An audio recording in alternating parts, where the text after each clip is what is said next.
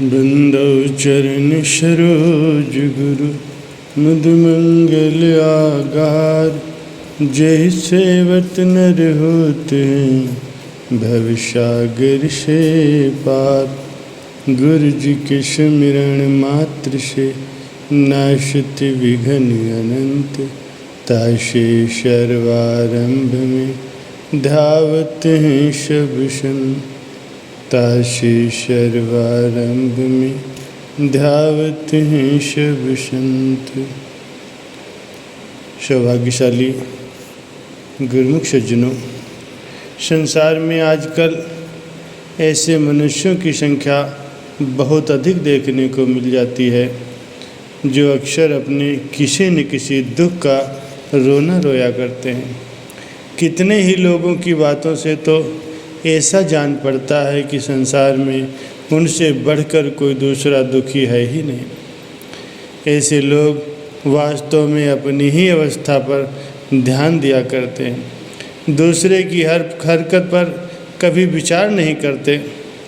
दूसरी बात यह है कि वे भूल तो स्वयं करते हैं पर अपने दुखों का कारण दूसरों पर डालते हैं।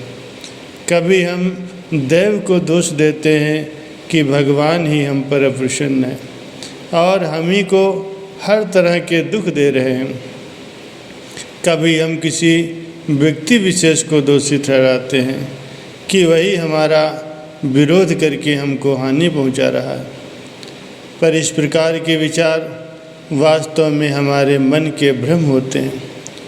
यदि हम अपने दुखों से छुटकारा पाना चाहते हैं तो हमको सबसे पहले अपने विचारों को, जो दुख के विचार हैं, ये निकाल देने चाहिए कि कोई वस्तु या व्यक्ति हमारे दुख को पैदा कर रहा है।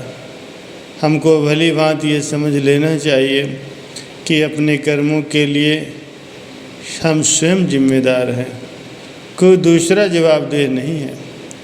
और हम जो कुछ या दुख या सुख पाते हैं वो सब हमारे इन्हीं कर्मों का परिणाम है।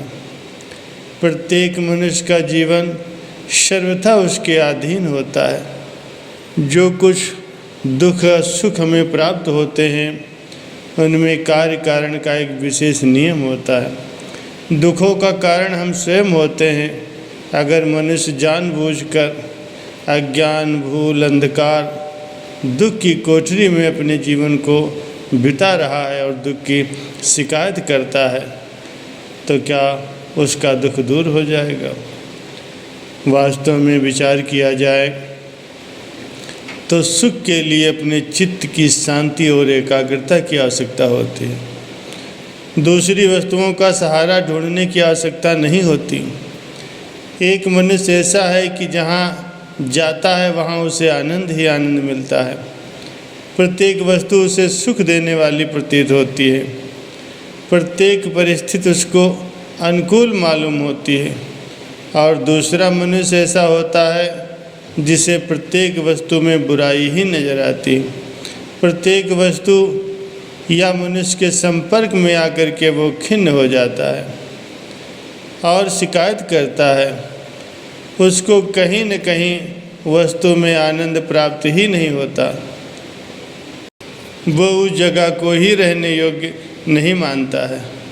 आप भी ऐसे अनेक मनुष्यों को जानते होंगे जिनके सुख के सभी साधन उपलब्ध हैं पर अपने स्वभाव के कारण या अपने मन के झूठे सच्चे स्वभाव के कारण वे सदैव अपने आप को दुखी रखते हैं। हमने बड़े बड़े वैभवशालियों को भी भीतर से दुखी और चिंताग्रस्त देखा है। और उनकी अपेक्षा 1-2 रुपये की मजूरी करने वाला गरीब व्यक्ति भी सुखी होता है। ऐसे लोगों को कभी किसी पर विश्वास नहीं होता। वे अपनी खास पुत्र संबंधी, स्त्री आदि पर भी विश्वास नहीं करते और इस प्रकार सब कुछ होते हुए भी संसार में एक निसहाय व्यक्ति की भांति जीवन बिताते हैं। अब आप विचार कीजिए, ऐसी अवस्था में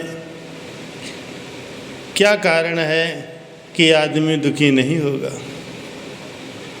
इसका कारण कोई अन्य नहीं है, अपितु हमारी योग्यता और हमारा स्वभाव है। संसार में रह कर के तरह तरह के अभाव, विघ्न, बाधा आदि व्याधि के आक्रमण से बचना संभव नहीं है, पर उस परिस्थिति में भी शांत और धैर्यपूर्वक रहना हमारे हाथ में है। बाहरी वस्तुओं के आधार पर सुख की आशा रखने वाला अवश्य ही एक दिन धोखा खाता है। इसीलिए सुखी रहना चाहते हो तो अपने आप पर, अपने मन पर अधिकार प्राप्त करो और महापुरुषों की चरण शरण ग्रहण करते हुए उनके बनाए गए नियमों की पालना करो।